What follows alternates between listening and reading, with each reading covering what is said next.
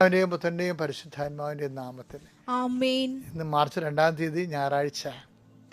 അമ്മേ പരിശുദ്ധമ്മേ, അമ്മേ പരിശുദ്ധ ദൈവമാതാവേ, അന്ന് അങ്ങ് കൃപാസനത്തിൽ പ്രത്യക്ഷപ്പെട്ട് വരാൻ പോകുന്ന മഹാദുരന്തത്തിൽ നിന്ന് രക്ഷപ്പെടാനും എല്ലാവർക്കും വേണ്ടി പ്രാർത്ഥിക്കുവാനും ആവശ്യപ്പെട്ടിട്ട് 20 വർഷം കഴിഞ്ഞ ഈ വേള ഞങ്ങൾക്കും ഈ ദേശത്തിനും അങ്ങ് മാധ്യസ്ഥം തേടി തന്ന എല്ലാ അനുഗ്രഹങ്ങൾക്കും കൃപകൾക്കും ഞങ്ങളിപ്പോൾ ഹൃദയം നിറഞ്ഞ നന്ദി പറയുന്നു.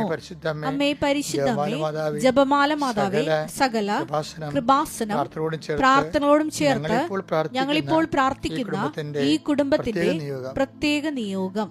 മക്കളെ,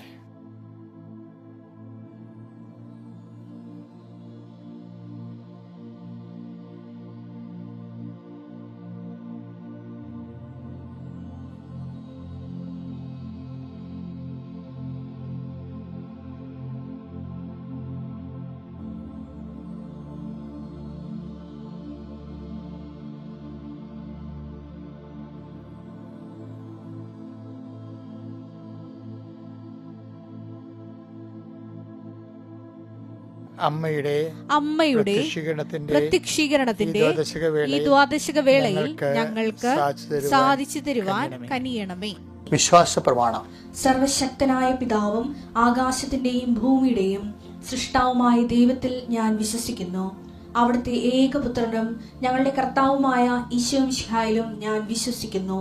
ഈ പുത്രൻ പരിശുദ്ധാത്മാവിനാൽ ഗർഭസ്ഥനായി കന്യകാമറിയത്തിൽ നിന്ന് പിറന്ന് പൊന്തിയോസ് പീലാത്തോസിന്റെ കാലത്ത് പീഡകൾ സഹിച്ച് കുരിശിൽ തറയ്ക്കപ്പെട്ട് മരിച്ച് അടക്കപ്പെട്ട് പാതാളങ്ങളിൽ ഇറങ്ങി മരിച്ചവരുടെ ഇടയിൽ നിന്ന് 3-ാം നാൾ ഉയർത്ത് സ്വർഗത്തിലേക്ക് എഴുന്നള്ളി സർവശക്തിയുള്ള പിതാവായ ദൈവത്തിന്റെ വലതുഭാഗത്തിരിക്കുന്നു. അവിടെ നിന്ന് ജീവിക്കുന്നവരെയും മരിച്ചവരെയും വിധിക്കുവാൻ വരുമെന്നും ഞാൻ വിശ്വസിക്കുന്നു. പരിശുദ്ധാത്മാവിലും ഞാൻ വിശ്വസിക്കുന്നു. വിശുദ്ധ കത്തോലിക്കാ സഭയിലും പുണ്യവാന്മാരുടെ ഐക്യത്തിലും പാപങ്ങളുടെ മോചനത്തിലും ശരീരത്തിന്റെ ഉയർപ്പിലും നിത്യമായ ജീവിതത്തിലും ഞാൻ വിശ്വസിക്കുന്നു. ആമേൻ. സ്വർഗ്ഗസ്ഥനായ ഞങ്ങളുടെ പിതാവേ, അങ്ങയുടെ നാമം പൂജിതമാകണമേ. അങ്ങയുടെ രാജ്യം വരണമേ. അങ്ങയുടെ തിരുമനസ് സ്വർഗത്തിലെ പോലെ ഭൂമിയിലും ആകണമേ. അന്നു വേണ്ടുന്ന ആഹാരം ഇന്ന് ഞങ്ങൾക്ക് തരണമേ. ഞങ്ങളോട് തെറ്റ് ചെയ്യുന്നവരോട് ഞങ്ങൾ ക്ഷമിക്കുന്നത് പോലെ ഞങ്ങളുടെ തെറ്റുകൾ ഞങ്ങളോടും ക്ഷമിക്കണമേ. ഞങ്ങളെ പ്രലോഭനത്തിൽ ഉൾപ്പെടുത്തരുതേ, തിന്മയിൽ ഞങ്ങൾ രക്ഷിക്കണമേ. ആമേൻ. നന്മ നിറഞ്ഞ മറിയമേ, സ്വസ്തി. കർത്താവ് അങ്ങയുടെ കൂടെ സ്ത്രീകളിൽ അങ്ങ് അനുഗ്രഹിക്കപ്പെട്ടവളാകുന്നു. അങ്ങയുടെ ഉദരത്തിൻ ഫലമായി ഈശോ അനുഗ്രഹിക്കപ്പെട്ടവനാകുന്നു. പരിശുദ്ധ മറിയമേ, തമ്പുരാന്റെ അമ്മേ, പാപികളായ ഞങ്ങൾക്ക് വേണ്ടി ഇപ്പോഴും ഞങ്ങളുടെ മരണസമയത്തും തമ്പുരാനോട് അപേക്ഷിക്കണമേ. ആമേൻ. എൻ്റെ പ്രിയപ്പെട്ടവരെ, നമ്മൾ പരീക്ഷ തന്നെയാണ് വിഷയം. പരീക്ഷ കുഞ്ഞുങ്ങളൊക്കെ വിളിച്ച് ഉണർത്തെ അമ്മമാരെ കൂടെ നിർത്തണമെന്ന് ഞാൻ നേരത്തെ പറഞ്ഞിട്ടുണ്ടായിരുന്നു. പരീക്ഷ തുറന്നുകൊണ്ടിരിക്കുന്ന ഒരു സമയമാണ്. അതുകൊണ്ട് തന്നെ ചില അമ്മമാരൊക്കെ ഇല്ലേ, പരീക്ഷ ഹാളിൽ പോയി കുഞ്ഞുങ്ങൾ പോകുമ്പോൾ പുറത്തു വന്നുകൊണ്ട് ജപമാല ചൊല്ലി പ്രാർത്ഥിക്കും, പള്ളിയിൽ പോയിരുന്ന് പ്രാർത്ഥിക്കും. അപ്പം നിർണായകമായ പരീക്ഷയ്ക്ക് പ്രേയർ സപ്പോർട്ട് ഭയങ്കര അനുഗ്രഹമാണ്. അത് ദൈവഹിതമാണെങ്കിൽ ഒരു കാരണവശാലും തടസ്സം ഉണ്ടാകത്തില്ല. നമ്മുടെ തടസ്സങ്ങളെ തട്ടിത്തെറിപ്പിച്ചുകൊണ്ട് ദൈവം അത് നിറവേറ്റും. അപ്പം നമ്മുടെ തടസ്സങ്ങളൊന്നും മാറാൻ വേണ്ടിയാണ് നമ്മൾ ശരിക്കും പറഞ്ഞാൽ പ്രാർത്ഥിക്കണത്. നമ്മളുടെ ദൈവതിരുസന്നിധി നമുക്കുള്ള ചില തടസ്സങ്ങളൊക്കെ ഇല്ല, ദൈവത്തിന് നിരക്കാത്ത നമ്മുടെ പഴയ ഫയലൊക്കെ പരിശോധിക്കണമെങ്കിൽ പ്രാർത്ഥിക്കാൻ പോലും നമുക്ക് ചിലപ്പോൾ അനുവാദം തരത്തില്ല. ചില ആൾക്കാർക്ക് അപ്പോയിൻമെൻറ്റ് കൊടുക്കത്തില്ല, കാണാൻ അനുവദിക്കത്തില്ലെന്ന് പറഞ്ഞാൽ കാണാൻ അനുവദിച്ചില്ലെന്നൊക്കെ പറയത്തില്ല. അതുപോലെ തന്നെ പഴയ ഫയലുള്ളത് കൊണ്ടാണ് ഈ കാണാൻ അനുവദിക്കാത്തത്. അതുകൊണ്ട് തന്നെ നമ്മുടെ പ്രാർത്ഥനകളും അതുപോലെ തന്നെ ഉപപ്രവർത്തനങ്ങളും പ്രേക്ഷിത പ്രവർത്തനങ്ങളും എല്ലാം നമ്മുടെ യോഗ്യതയെ വർദ്ധിപ്പിക്കാനാണ്, ദൈവത്തിൻ്റെ കരുണയെ പ്രജ്വലിപ്പിക്കാൻ വേണ്ടിയാണ് ശരിക്കും പറഞ്ഞാൽ. കാര്യം ആ ഒരു കാര്യം പ്രാർത്ഥിക്കാൻ കർത്താവ് തന്നെ പറഞ്ഞിട്ടുണ്ടല്ലോ. അതുകൊണ്ടാണ് നമ്മൾ പ്രാർത്ഥനയ്ക്ക് പ്രാധാന്യം കൊടുക്കുന്നത്. കർത്താവ് ഇതിൻ്റെ ഉന്നതമായ നാമത്തെ സ്തോത്രം ചെയ്യുന്ന പരീക്ഷാ കുഞ്ഞുങ്ങളെ സമർപ്പിച്ച് പ്രാർത്ഥിക്കുന്ന നിശ്ചയം. പരീക്ഷയ്ക്ക് വേണ്ടി ഓരോ കുറച്ച് വിഷയങ്ങൾ കഴിഞ്ഞു, ചില വിഷയങ്ങളെക്കുറിച്ച് ഡൗട്ടുണ്ട്, ചില വിഷയങ്ങൾ കൂട്ടി നോക്കിയിട്ട് അത്ര തൃപ്തിയല്ല. അങ്ങനെ പലതരത്തിലുള്ള വിവിധ വിചാര വിജിംഭൃതരായിട്ടാണ് ആൾക്കാർ കുഞ്ഞുങ്ങളെ ജീവിക്കണത്. അവരെല്ലാം സമർപ്പിച്ച് പ്രാർത്ഥിക്കുന്ന ഈശോയെ, എവിടെയെങ്കിലും മിസ്സായി പോയിട്ടുണ്ടെങ്കിൽ അടുത്ത സബ്ജക്റ്റ് കൊടുത്താൽ ടാലി ആകാൻ കർത്താവ് നിന്റെ പ്രത്യേക അനുഗ്രഹം നൽകണം പ്രാർത്ഥിക്കുന്നു. ഓരോ വിഷയത്തെ കർത്താവ് ഇപ്പോഴും മക്കൾ പറയണത് എങ്ങനെയെങ്കിലും ജയിച്ചാൽ മതി, പക്ഷെ അങ്ങനെയല്ല. ഉപരി വിദ്യാഭ്യാസം വേണമെങ്കിൽ ഉന്നതമായ വിജയം കൈവരിച്ചില്ലെങ്കിൽ ഒത്തിരിയേറെ കടമ്പകളുണ്ട് കർത്താവ്. അതുകൊണ്ട് അങ്ങനെ ആശ്രയിക്കുന്ന എല്ലാ മക്കളെയും നീ സമൃദ്ധമായി അനുഗ്രഹിക്കണമേ. അവരുടെ കഴിവിനേക്കാളുപരി കർത്താവ് അങ്ങയുടെ കൃപയാൽ അവർക്ക് ആവശ്യമായ മാർക്ക് നൽകി അവരുടെ ഉപരി വിദ്യാഭ്യാസം ഭാവിയും സുരക്ഷിതമാക്കാനുള്ള കർത്താവ് ഇടങ്ങൾ നൽകാൻ പ്രാർത്ഥിക്കുന്നു. ഇനി കർത്താവ് ഈ പരീക്ഷ നമ്മുടെ ഇനി കുഞ്ഞുങ്ങളെ എഴുത്തിനിരുത്തണതും അതുപോലെ തന്നെ കുഞ്ഞുങ്ങളെ പ്രവേശനോത്സവത്തിന് കൊണ്ടുപോകുന്ന അമ്മമാരെ കൊണ്ട്. അപ്പൊ കുഞ്ഞുങ്ങള് ഒരു കാരണവശാലും എഴുത്തിന് പോലും ഇരുത്താതെ, എഴുത്ത് പോലും പഠിക്കാത്ത ഭയങ്കര അഗ്രസീവായിട്ടുള്ള കുഞ്ഞുങ്ങളുണ്ട്, അനുസരിക്കാത്ത കുഞ്ഞുങ്ങളുണ്ട്, ഭയങ്കര പിടിവാശിയുള്ള ആ മക്കളെല്ലാം കർത്താവ് നിന്റെ തിരുമുറുവാർന്ന് വലത് കർത്താൽ അങ്ങ് സ്പർശിക്കണമേ. ഓട്ടിസമുള്ള മക്കള്, ഹൈപ്പർ ആക്ടിവിറ്റി ഉള്ള മക്കള്, പ്രത്യേകിച്ച് കർത്താവ് ഭയങ്കര പലതരത്തിലുള്ള ദുശാഠ്യങ്ങളുള്ള കുഞ്ഞുങ്ങള്, അതുമൂലം സമാധാനം നഷ്ടപ്പെട്ട അമ്മമാര്, ഉറക്കം നഷ്ടപ്പെട്ട അമ്മമാര്, കുഞ്ഞുങ്ങൾ ഉറങ്ങാത്ത കാരണം അമ്മമാർക്ക് ഉറങ്ങുന്നില്ല, അവർക്ക് പറയണതെല്ലാം ഭയങ്കര ഇറിറ്റേഷനായിട്ട് തോന്നുന്നു, കുടുംബത്തിൽ അതിന്റെ പേരിൽ വലിയ കലഹങ്ങളുണ്ടാകും,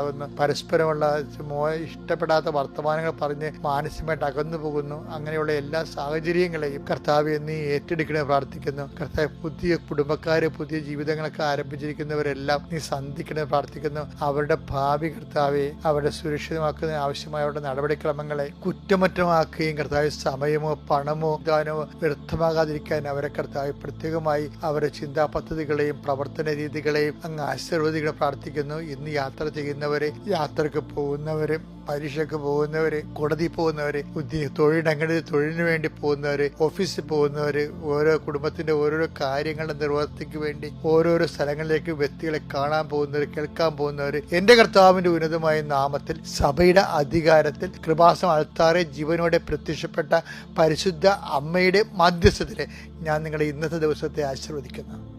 എൻ്റെ പ്രിയപ്പെട്ടവരെ, അടുത്ത തിങ്കളും ബുധനൊക്കെ ആയിട്ട് നമ്മുടെ കേരള സഭ നോൻപിലേക്ക് പ്രവേശിക്കുകയാണ്. നോൻപിലും അതുപോലെ തന്നെ കർശനമായി നോൻപെടുക്കുന്നവരുണ്ട്. അതുപോലെ തന്നെ നോൻപ് ചില സഭകളിൽ അത് കടമായി മാറും. ചില ദിവസങ്ങളിൽ നോൻപ് ചിലപ്പോൾ നോൻപ് ദിവസമായിരിക്കും, അല്ലെങ്കിൽ ദുഃഖ വെള്ളിയാഴ്ചയായിരിക്കും. പിന്നെ കടമുള്ള ദിവസങ്ങളുണ്ട്. ദൈവതിരുസന്നിധിയിൽ നമുക്ക് ഒബ്ലിഗേഷൻ മണ്ടേറ്ററി ആയിട്ട് ചെയ്യേണ്ട കാര്യങ്ങൾ, അപ്പോൾ ചെയ്യാതെ വരുമ്പോൾ അത് കടമായിട്ട് മാറും. പക്ഷേ കടം എന്ന് പറയുമ്പോൾ ശരിക്കും പറഞ്ഞാൽ നമ്മൾ ദൈവത്തിന് കടം തന്നെ രണ്ടു തരമുണ്ട്. നമ്മൾ ദൈവത്തിന് കൊടുക്കാനുള്ളത് കടങ്ങൾ, പിന്നെ ദൈവം നമുക്ക് തരാനുള്ള കടങ്ങളുണ്ട്. നിങ്ങളൊക്കെ ഇതെന്ത് വർത്തമാനമാണ് ഈ പറയണത്? ദൈവം നമുക്ക് കടം തരാനുണ്ടെന്ന് അത് കഴിഞ്ഞാൽ നമ്മൾ ചില കാര്യങ്ങൾക്ക് നമ്മൾ ആത്മാർത്ഥമായിട്ട് ജീവിക്കും. ചില ആൾക്കാരൊക്കെ ഭർത്താവ് ചില പറഞ്ഞില്ലേ, എൻ്റെ അച്ഛാ ഞങ്ങൾക്ക് ഭർത്താവിന് കുഞ്ഞുങ്ങളൊന്നും ഉണ്ടാകത്തില്ല, എനിക്കാണെങ്കിൽ ഒരു കുഞ്ഞിനെ പെറ്റ് വളർത്താനുള്ള ഭയങ്കര കൊതിയാണ്, എനിക്ക് ചില സ്ഥലത്ത് ചത്ത് കളയാൻ തോന്നും, എന്നാലും ഞാൻ ഈ മനുഷ്യനെ പിരിയത്തില്ല. എന്താ കാര്യം? ഞാൻ കർത്താവിൻ്റെ അടുത്ത് നിന്ന് വാഗ്ദാനം ചെയ്തതല്ലേ, അപ്പോൾ ഒരു കുഞ്ഞില്ലെന്ന് വിചാരിച്ചുകൊണ്ട് ഞാൻ ഭർത്താവിനെ പിരിയുക. പക്ഷെ എനിക്കാണെങ്കിൽ എപ്പോഴും മറ്റു കുഞ്ഞുങ്ങളെ കാണുമ്പോൾ കെട്ടിത്തൂങ്ങി ചാകേണ്ട സങ്കടം വരും. അപ്പം ദൈവത്തിൻ്റെ സന്നിധിയിൽ കൂദാശയുടെ ബലത്തിൽ ഇവരിങ്ങനെ ക്രിസ്തുവിൻ്റെ നാമത്തെ സഹിക്കുകയാണ്. അതാണ് കടം. അപ്പം ദൈവം ഇങ്ങോട്ട് ഒരാളുടെ കടമാണ്.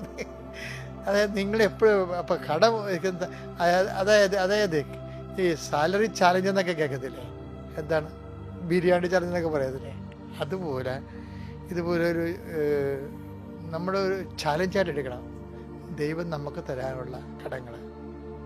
അതെന്ന് വെച്ച് കഴിഞ്ഞാൽ അത് നമ്മുടെ ജീവിതത്തിൻ്റെ ഒരു ചാലഞ്ച്. മുൻപ് കാലത്തും എല്ലാ കാലത്തും നമ്മൾ ഒരു കടക്കാരനായി മാറുന്നതിനേക്കാളുപരി എപ്പോഴും കണക്ക് വെക്കുമ്പോൾ കർത്താവിന് ഇങ്ങോട്ട് തരാനുണ്ടാകണം എന്ന് വെച്ചാൽ അഹങ്കാരം കൊണ്ട് അങ്ങനെ പറയണതല്ല ശരിക്കും പറഞ്ഞാൽ, മറിച്ച് നമ്മൾ സുവിശേഷമായിട്ട് ജീവിക്കുമ്പോൾ നിങ്ങൾ ഓർക്കൽ ദൈവത്തിൻ്റെ ആനുകൂല്യത്തെ പ്രതി നമുക്ക് ഡേ ടു ഡേ കർത്താവ് ക്യാഷ് ക്ലിയറൻസ് നടക്കുന്ന ഒരു കമ്മ്യൂണിക്കേഷൻ, ഒരു ബിസിനസ് റിലേഷൻ അല്ല ദൈവം നമ്മളായിട്ടുള്ളത്. അതുകൊണ്ട് തന്നെ കർത്താവ് പലപ്പോഴും നമ്മൾ കുഞ്ഞുനാളും മുതൽ ദൈവം നമ്മൾ നടക്കുന്ന ആളാണ്. പക്ഷേ നമ്മൾ ഒരു 12 വയസ്സിൽ പ്രാർത്ഥിച്ചതാണ്, കർത്താവ് എനിക്കൊരു കുടിയനെ തരരുത് കേട്ടാ, എനിക്ക് ജീവിക്കാൻ പറ്റത്തില്ല എന്ന് നമ്മൾ 12 വയസ്സ് പ്രാർത്ഥിച്ചതാണ്. അത് കെട്ടണ വരെ പഠിച്ചിട്ടുണ്ട്. പക്ഷെ കെട്ടിക്കഴിഞ്ഞപ്പോൾ തന്നിരിക്കണ കുടിയനെയാണ്. അപ്പോൾ ആരാണ്?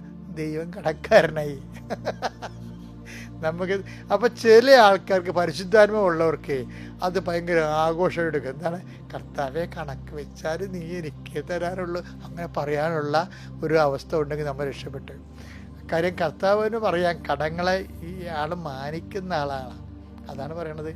എന്തെങ്കിലും കൂടുതൽ ചിലവാകുകയാണെങ്കിൽ ആ സമരക്കാരൻ്റെ കഥയില്ലേ, സമരക്കാരൻ്റെ കഥയിൽ എന്താ പറയണത്? അയാളെ കൊണ്ട് സത്രത്തിൽ കൊണ്ട് ചികിത്സിച്ച് എന്നിട്ട് സത്രക്കാരനോട് പറയണേ, ഇവനെ ഏറ്റെടുത്തിരിക്കണില്ലേ, എന്തെങ്കിലും നിങ്ങളുടെ കയ്യിൽ നിന്ന് കൂടുതൽ ചിലവാകാൻ സാധ്യതയുണ്ട്. ഒരു മനുഷ്യനെ നമ്മൾ ഏറ്റെടുക്കുമ്പോൾ അത് ഭർത്താവാകാം, ചിലപ്പോൾ മക്കളാകാം, ചിലപ്പോൾ ഭാര്യയാകാം, ചിലപ്പോൾ കൂട്ടുപണിക്കാരനാകാം. ഒരാളെ ഏറ്റെടുക്കുമ്പോൾ തീർച്ചയായിട്ടും നമ്മൾക്കൊന്ന് കൂടുതൽ ചിലവാകും. കാര്യം എന്താ?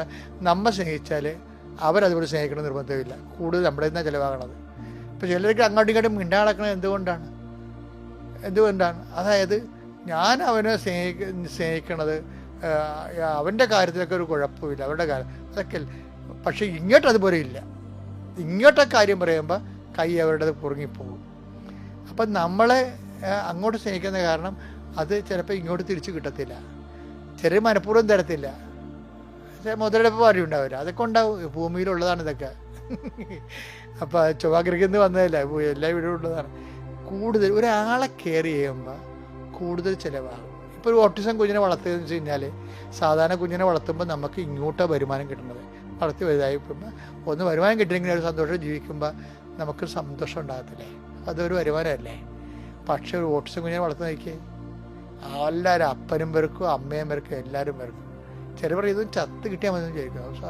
അവർ അത്രയും അനുഭവിച്ചിട്ട് എനിക്ക് സങ്കടം, ഈ ഓട്ടിസംകാരുടെ അമ്മമാരെ കാണുമ്പോൾ എനിക്ക് സങ്കടം വരും. പാവത്തുങ്ങൾ എന്തും ഒരു സന്തോഷമൊന്നും ഇല്ല. അതിനിടയ്ക്ക് വഴക്കാ വീടുണ്ടെങ്കിൽ ഒരു സാന്ത്വനം ഉണ്ടെങ്കിൽ ആ പിള്ളേർ ഉറങ്ങും, അത് ഉറങ്ങത്തുമില്ല.